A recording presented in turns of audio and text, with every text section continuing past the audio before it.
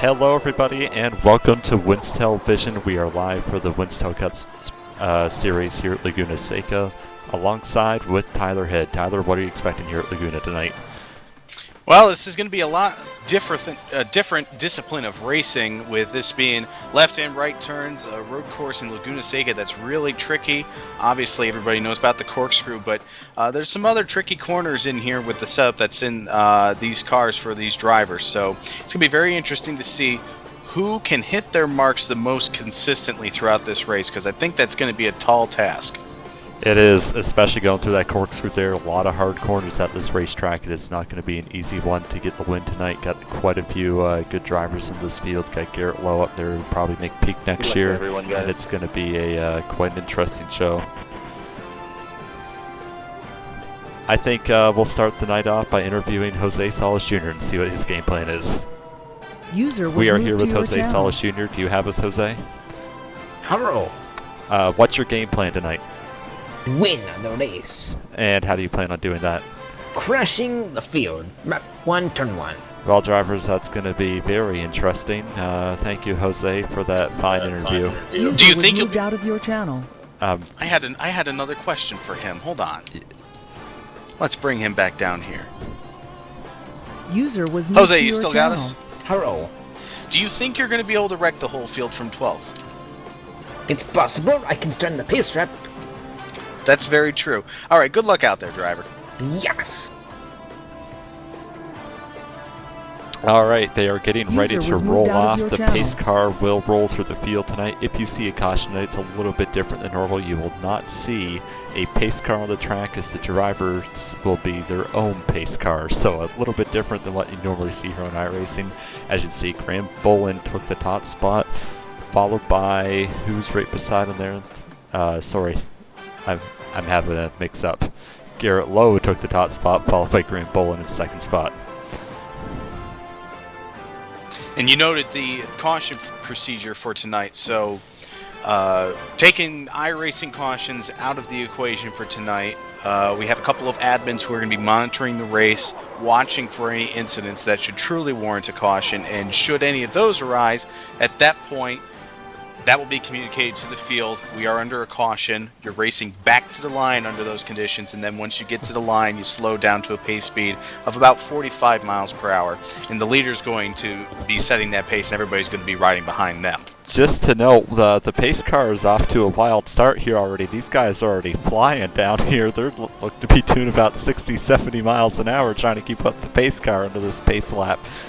Yeah, I don't think the pace car was it had its speed set with K&N cars in mind. These guys are genuinely going for it through the corners just to keep up with the pace speed. So the fact that we're not going to have the pace car in use tonight might actually be a very good thing for just that reason. Yeah, it looks like they're probably out there doing about 60, 70 miles an hour, which you definitely can't keep up going through these sharp corners. So Garrett Lowe will lead the field down with Graham Bolin and Aaron Smith right behind him. Aaron actually putting on a good showing tonight, because it's good to see him up there for a change. Yeah, the pace car slowed down to a very slow 40 miles an hour, and then it quickly accelerated to 60 through the corkscrew, just not giving a damn about any of the K&N cars behind it, struggling to get through that corkscrew, but it worked out. Look at him trying to pass the pace car now, because he knows that thing's going to go flat. Here he goes again. Brett Bodine is on a mission up front, folks. This is very interesting. I can tell you Brett what. Bodine rarely has a Porsche to work with. Today he does, so he's making the best use of it that he can. Yeah, usually only has one of those Mustangs. Here they come around the final corner, getting ready to go green. Garrett Lowe leads the field at about 45 miles an hour, I think. And we're off. Green flag is in the air. Garrett Lowe takes the field down, heading towards turn 1. The first of 20 laps for this race at Laguna Seca underway. The field storms down through to turn 1 kink and down to turn 2. Let's see how they navigate through here. Wow, what bumper-to-bumper action through turn 1. You can see them going 2 and 3 wide at the back of the field. These guys are stacked on top of each other. Up front, Garrett Lowe able to hold the top spot. Graham Bolin able to hold on to second, and Aaron Smith slots in third. Fourth is Jake Potak, and closely following behind him is Dylan Roberts, last week's winner.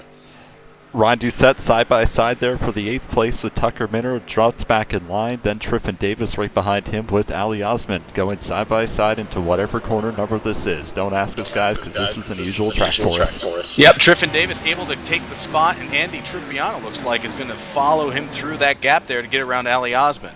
Yeah, field now strung out, single file, just trying to tick off some laps. The fuel window tonight is anywhere between 10 to 12 laps, so if you're out there burning up a lot of fuel, it could turn into a fuel mileage race for yourself. So I'm sure these guys are just looking to take it easy right now and make it through. And now they're working their way through that very difficult corner that we talked about, the corkscrew. So far, so good. Maybe not exactly perfect, but neat enough for everybody to continue on as they work their way through this first lap. Yep, and take a look. Oh, we've got a car off. It's the 70 of Aaron Smith.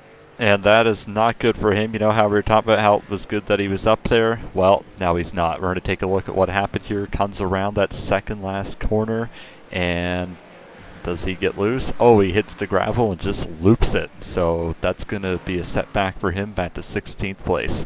As I mentioned, the corkscrew's the one that shouts at you that it's going to be a difficult corner, but all of these corners are very unforgiving. If you get a little bit out of shape, you get into trouble very quickly, and that happened to Aaron while he was running third. Ouch, and like I said, he was looking to have a really good showing tonight. He was almost top of the charts in practice, and now he's all the way in dead last. Yeah, it looks like he's scored 16th by the time he comes back around to the line. So he's a pretty stout road course racer typically. He's going to have a chance to try to make up some of this ground, but he's got a little bit of damage to the back end of that car and a lot of track position to regain if he's going to be able to challenge. So the points battle right now, Dylan Roberts and Ryan Doucette are tied for the points lead because they have one drop week counting, so only one race counts, so it's your best showing right now. So a lot of these guys are trying to get a really good showing in tonight to make sure that they are on top, because the top 5 are locked into the IGB 250 in January. And like we said, this is a very stark challenge compared to what was last week, Las Vegas, and the week before that, Michigan, not only because of the style of the layout, this being a road course, but also the vehicles that are being used. Winstel transitioning into a primarily COT, which is now the car of yesterday, but the 17's around, he's off the track. He's going a little slow there. He might have gotten a bit of a slowdown penalty from iRacing. Sorry to cut you off, but continue with what you're saying. No, you're good. Sean Peleg there. He was running 5th. Now it looks like he's been bumped back to about the 8th position with that skid in turn 2. Could have been worse, but nonetheless, a little bit of a loss for Sean.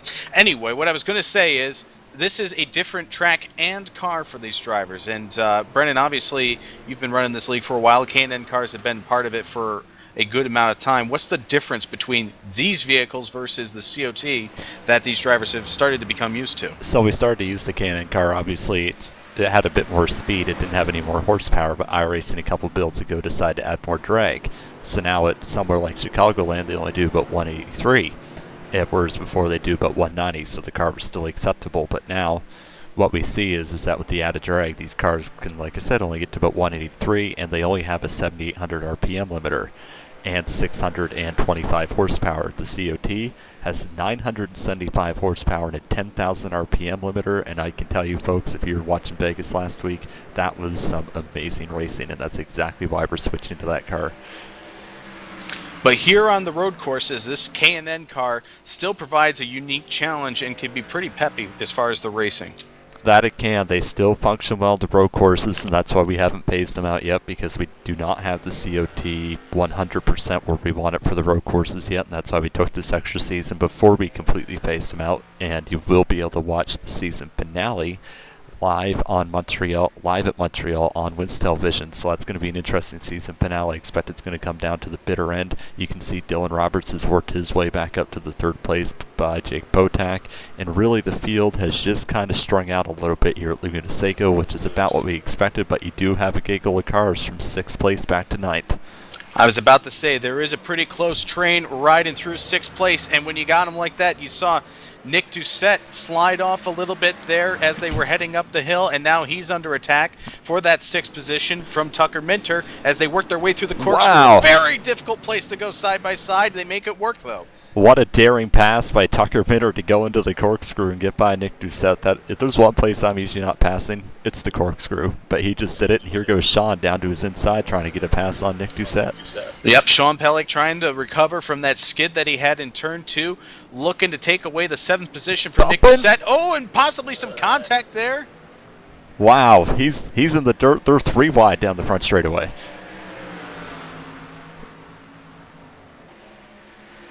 Crazy racing here at Laguna Seca. That's the thing when these guys get on top of each other. They're not afraid to beat and bang each other out of the way, that's for sure. 3 wide once again between those 3.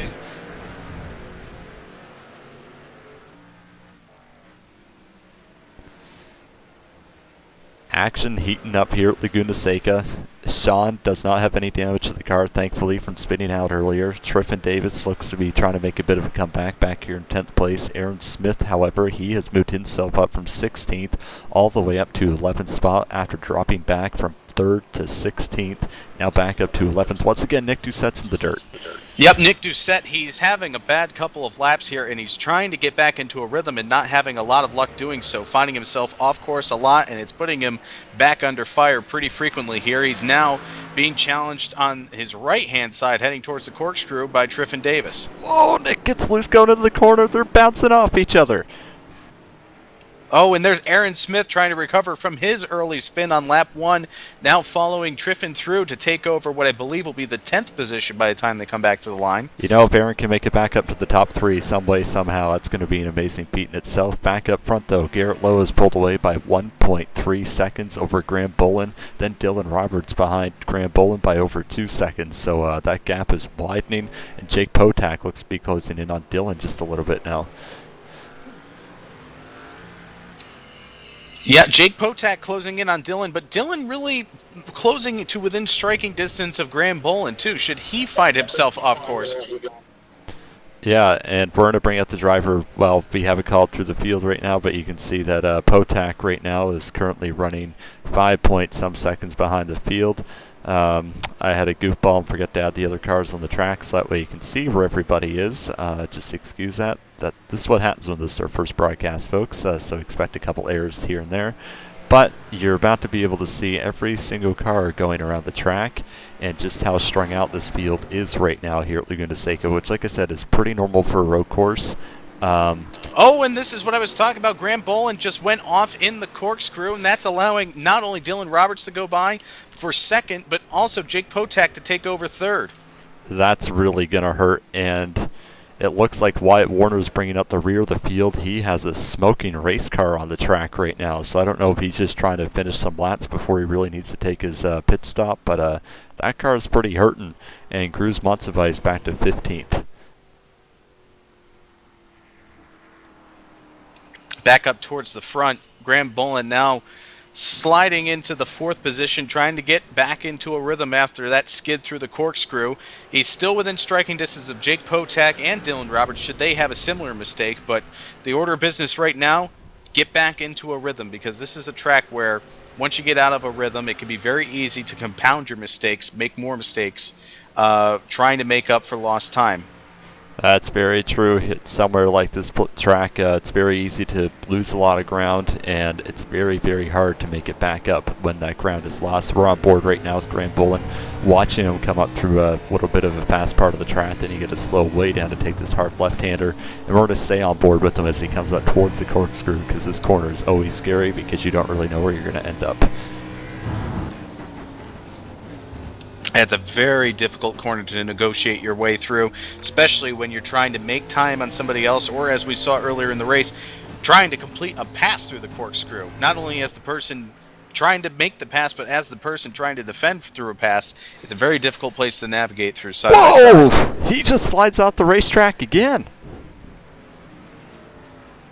And this is what I was talking about. You need to get yourself back into a rhythm. You need to get out of the mindset of, I've made a mistake, I need to make up time, and you really need to get yourself into a place of, okay, I've made a mistake, I need to get back to what I was doing before that mistake. Because when you try to make up time, you end up just making more mistakes more often than not. You know what, Gaggle? Cars is back together. Look back from 6th all the way back to 9th. These guys are getting right back together again. Tucker Minter leading this field here, followed by Andy Trupiano and Sean Peleg, and Aaron Smith trying to close that gap. These guys have not let each other out of their sights all night. Yeah, there's a pretty good gap from Garrett Lowe back to his closest challenger in Dylan Roberts, approaching 5 seconds. But throughout the field, there are some very close battles being waged for positions. And as you mentioned earlier, these are very important positions for the championship standings and for big race eligibility, namely the I've Got Balls 250. Yeah, because anybody within the top 5 within the past Winstel Cup season, any Winstel champions or IGB winners and last year's IGB top 5 are all locked into the race. Everybody else looks like you're going to have to race your way in. And this year's race is a lot more interesting as we bring up the car tomorrow without a restrictor plate. Somebody that we might want to keep a little bit of an eye on as this race continues on with 13 laps still on the board to go. Aaron Smith in that 70, after that lap 1 incident, getting kicked all the way back to the rear of the field after that skid, he's worked his way up to 9th, and he has 3 very close cars in front of him. He could get his way all the way up to 6th in these next few laps if he plays his cards right. Yeah, and I'm sure I know he knows he could have gotten a better finish, but if he gets himself back to 6th, I think he'll be somewhat happy with that here at Laguna Seca tonight, because like I said, very challenging track. Did not get off to a good start. The 2 is around, almost gets into the other guys here coming around the corner. Yeah, the 2 just spun in front of them, and I'm it. sure that made some of them reconsider their lines through that corner. Typically, you'd want to go ahead and arc down right there, but weary of whether or not he was going to pull up onto the track, wisely Wyatt waited there until those cars made their way through. So no more harm for anybody else besides the 2, who loses a little bit more time with that spin. You know who Sean reminds me a lot of right now, because he had that spin out there. He was in the top 5. Reminds me a lot of Kyle Busch. When your day just goes wrong, you get a little bit angry, and then you just kind of sit there. So I think Sean's just starting to get it back together. You're starting to see him make up a little bit of ground, not necessarily on the leader, but on the guys in front of him, and let's see if he can get by the 21 of Andy Trupiano here. Well, Andy Trupiano might be feeling like he's a bit like Kyle Busch right now, because he's absolutely hounding the back bumper of that number 21 right now as they work their way towards the final corner. But a skid right there by Sean Peleg, and clearly these folks are approaching the time for pit stops, because Tucker Minter has already made his way onto the pit lane, and so has Ryan Doucette in the number 77. 2 drivers that have not fared bad at all tonight, both on pit road. I imagine it's going to be I don't really know if they're going to take tires here, so we're about to find out as we watch number 77. Let's set the left sides. Do they go over to the right sides? Yeah, taking 4 tires. I would have to, well, it looks like the 10 may have opted for 2. Obviously, the 77 did take 4 there, but the 10 came in behind him and was able to leave by a good 6 car lengths ahead of Ryan Doucette. We can't stopping at this point in the race. There's about an 11, maybe 12 lap window for fuel, so you might be able to take a little bit less gas and make up some time. The question's going to be, over the course of these last 11, 10 laps, depending on when you pit, how valuable are those other 2 tires going to be? We can't take our eyes off Sean Peleg and Aaron Smith and Andy Trupiano as these guys continue to battle. Sean has finally worked his way back into the top 5. He might fall back a couple spots after pit stops, but we'll see here. Garrett Lowe opts to stay out another lap, so Garrett's going to stretch his field a little bit and try to have a better car at the end of the race, but you can see that car is even sliding off every corner he comes around now. Couple more cars coming on to pit lane. 3rd place Graham Bolin and 4th place Jake Potak following suit. Ahead of them, Dylan Roberts, 2nd place runner, also on pit lane. Yeah, so lots of fast guys coming on pit lane, trying to make up some ground on the leader because they know this is their best chance. If they're already running a 2.5 seconds off the pace, so if they can get a lap or 2 extra on fresh tires, that pretty much almost closes the gap on the leader. So could be very interesting if Garrett has a bad pit stop or opts not to take tires. Additional pit stops. Aaron Smith comes in from 6th. Andy Trupiano comes in from 7th. And Nick Doucette comes in from 8th. Yeah, so pit stops definitely happening. I will not be surprised to see our leader come in this time, and it's going to be interesting to see what he does. I imagine he'll take 4 tires, but you never really know in the world of iRacing, do you? The folks coming down pit road this lap have opted to split it evenly. 10 laps on the first set, 10 laps on the second set, whether they opt for 2 or for 4. The leader, Garrett Lowe, is going to do at least, or at the most, 9 laps on his next set of tires, and we'll see how long he opts to stay out.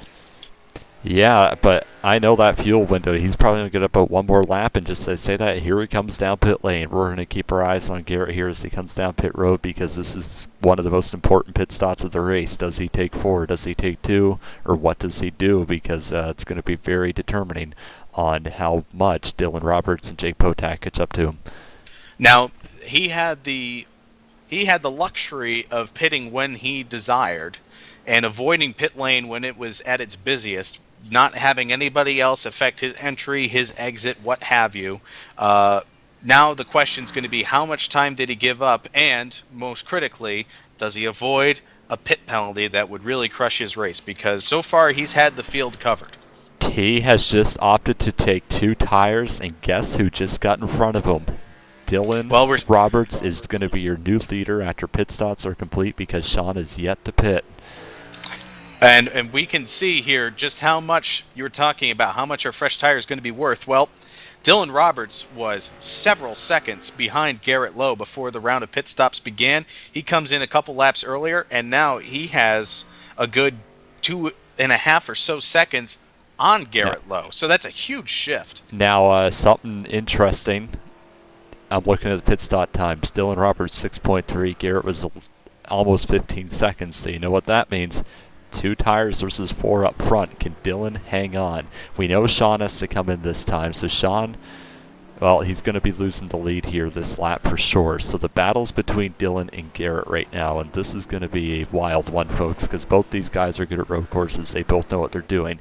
Will Garrett use his tires up in time when he catches Dylan so they're not much of an advantage? We're about to find out.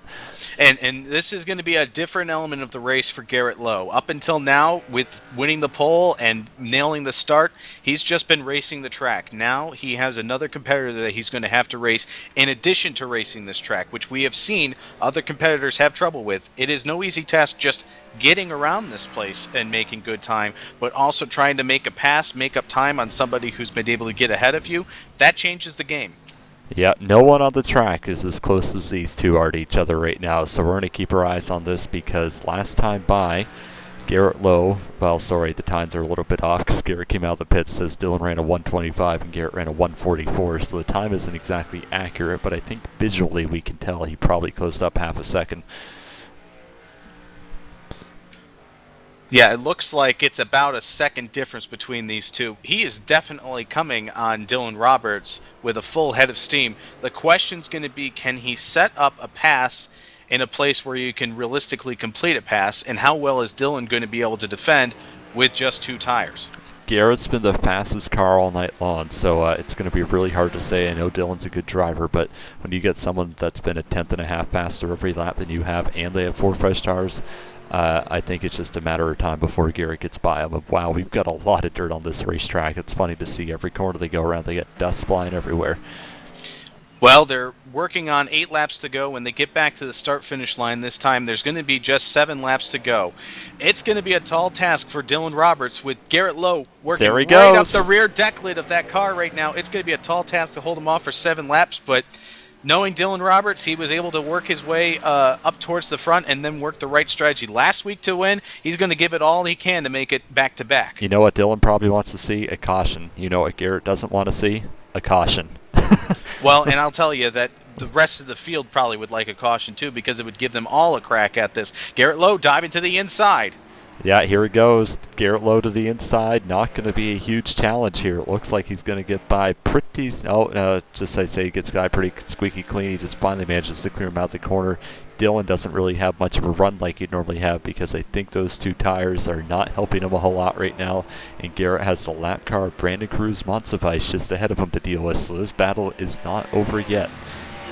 Yeah, I think that Dylan Roberts was hoping to be able to assert himself on that outside line and keep the preferred lane going into the next corner, but wasn't able to make it stick well enough to really stay side by side with Garrett Lowe.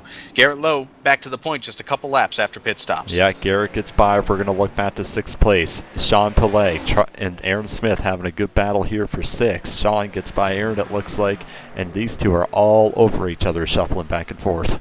And tires should be about the same equation here for these two drivers. They pit on the same lap, and I believe they opted for the same strategy.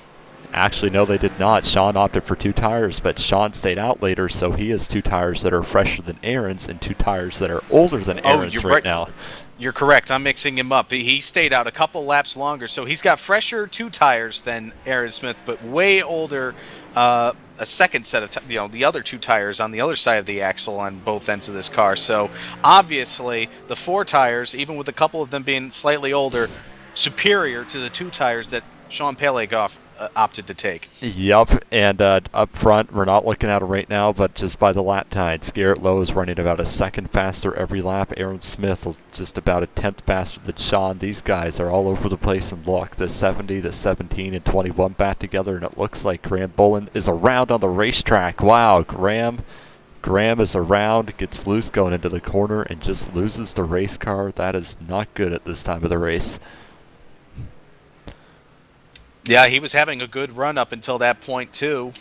And that obviously takes away a lot of positions and a lot of track position from him with really just a handful of laps left in this race. Even if there is a caution, there's not going to be a whole heck of a lot of time left to try to recover from this. No, and I know Graham said he's going to be trying to go for the championship this season. That's not going to help his hopes because last week I don't think he had the best finish at Vegas, and I think his finish was okay at Michigan if I remember correctly. So he'll probably be sitting about 5th in the points. That gets him to the IGB, but it keeps him a little ways away from the championship battle. Yeah, he was running 4th at the line before that spin, and that obviously very costly for him. Yeah, that put him all the way back to 10th place. So when you think about that, the old Winston Cup points, that's about, 40 points or 30 points that he just lost there. So that's a lot of points to be made up here, and we'll see what happens.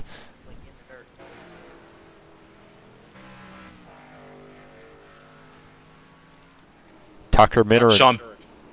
Oh, you go ahead. Tucker Minner and Aaron Smith are going to be side by side. Then right behind them, you have Sean Peleg and Andy Trupiano side by side. And Aaron Smith is working. Oh, he just turned him. Wait, there's caution's out. Race back to the line.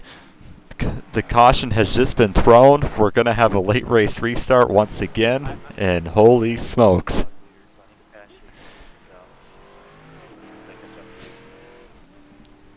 Yeah, I was just about to note there that Sean Peleg had just been kicked back another position by Andy Trupiano, who had just gotten around him in the previous corner. What was pace speed? And Sean retaliated, it looked like, or just misjudged an attempt to get that position back. Yeah, pace speed of 45 miles an hour when they get back to the start-finish line. They race back. Here comes Garrett Lowe. He takes the point. Garrett Lowe will be your current pace car. Now do you take a pit stop? It's going to be a 2-lap shootout, a green-white checkered. Well, and this changes the entire equation. Like you said, the question is, do you pit or do you not? We saw how important 4 tires versus 2 can be, let alone old tires. There's only going to be a couple of laps to go, but it is a long way around this track. And there's a lot of time to be lost by being on old tires. I do not envy the drivers right now having to make this decision because it's not an easy one. Nope, this is not an easy one. This is going to be interesting. You have a green-white checkered again. What is it with this in late race cautions? It seems to happen more often than not. You have a long green flag run, and there's an error, a slip-up, or something else that happens towards the end of the race that really mixes up the entire equation. It really puts it on the drivers to say, okay, couple of laps. How fast can you go? I can tell you guys this right now. Everybody from second on back was super happy to see that yellow flag. This is going to be intense, folks. Who comes down pit road? Who stays out? Still got a lot of guys catching up to the field, but they're almost there. It is a 2-lap caution flag, so when we go back green, it stays green to the end. We do not have time to throw another caution. This is going to be intense. You see the field lining up now as they're going to be coming down the corkscrew at 45 miles an hour as the designated pace speed. You have almost the whole field right here again. Brandon Cruz Montsevice was the lucky dog. He's taking his pit stop, so that way when he comes around, he'll be back with the field again. Well, an interesting element that there's going to be here, and something that you need to factor in as you do the strategy, is it appears this is going to be a one-lap shootout. So once that green flag is taken, even if there is an incident... They're coming to 3 to green, or 3 to go, so it'll be green, white, checker when they take the green flag this time by, if I'm correct. Pits are open right. Here they come for their pit stops. All the drivers down pit road. Ryan Doucette stays out. Garrett stays out. Holy smokes, this is going to be wow, wild. lots of drivers diving back out onto the track through the sand. What? Valuing track position over tires. We'll see how that works out, especially with you noting that it's apparently going to be a 2-lap restart here. Man, with 2 laps left in the race. Now, here's a question for you, Brennan.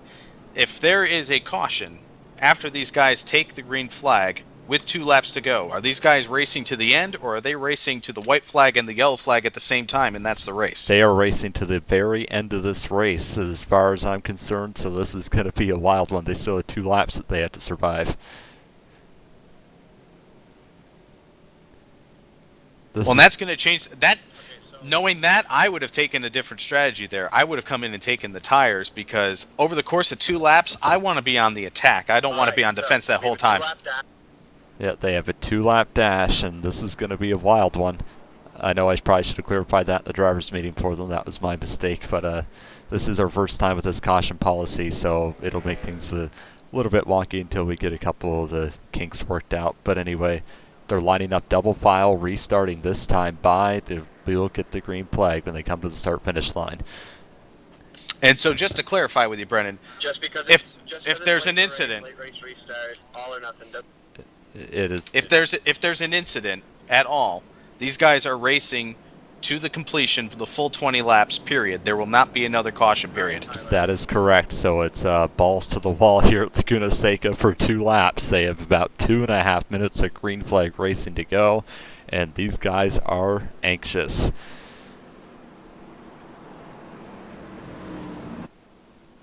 Tyler, did you expect to have a caution flag this late in the race?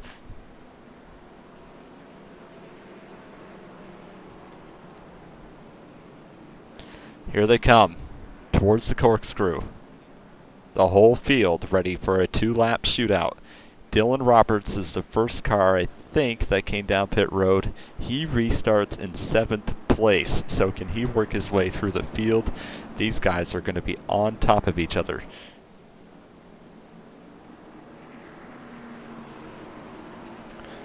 Drivers getting ready for the command. The invisible pace car about to pull off the track. Here they come around the corner. Garrett Lowe, Ryan Doucette, Aaron Smith, Sean Peleg, Jose Solis Jr., Triffin Davis, Tucker Minter, Dylan Roberts, Andy Trupiano, Grant Boland round out your top 10.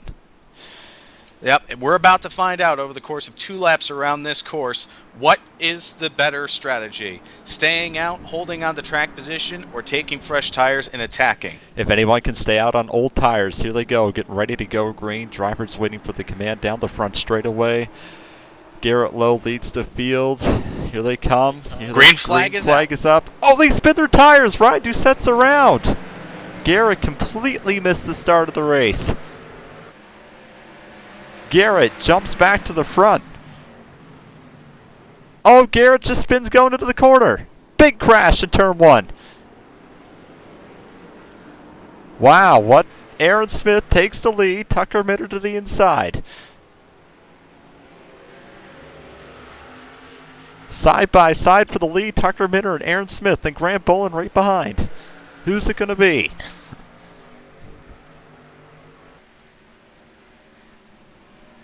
A lap and a half to go at Laguna Seca.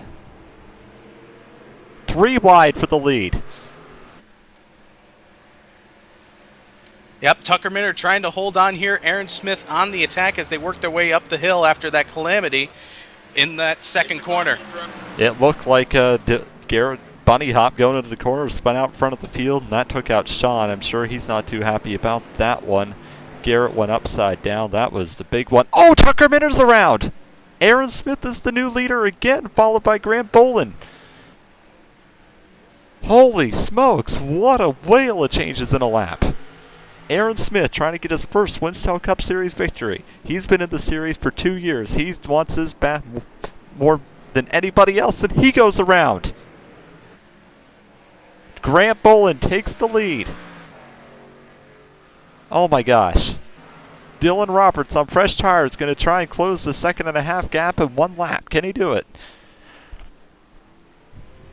Yeah, Graham Bolin, we said that there was going to be very little time for him to recover. Well, he's recovered now. Can he just hold on and take the win here at Laguna Seca? You know how we were talking about how he was having a bad points day? Well, that just completely closed up. Dylan Roberts has closed half the gap. Nicholas Doucette up to 3rd place now. This whole race has changed within just a span of 1 lap.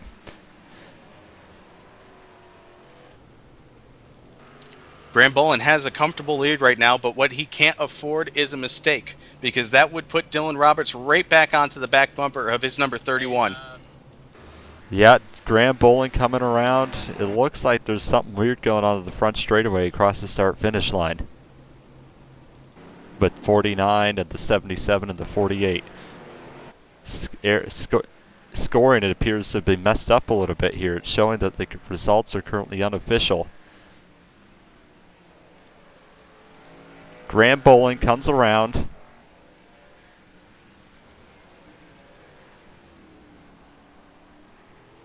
He's going to try and come down and get his first Winstel Cup Series, or second Winstel Cup Series victory here at Laguna Seca.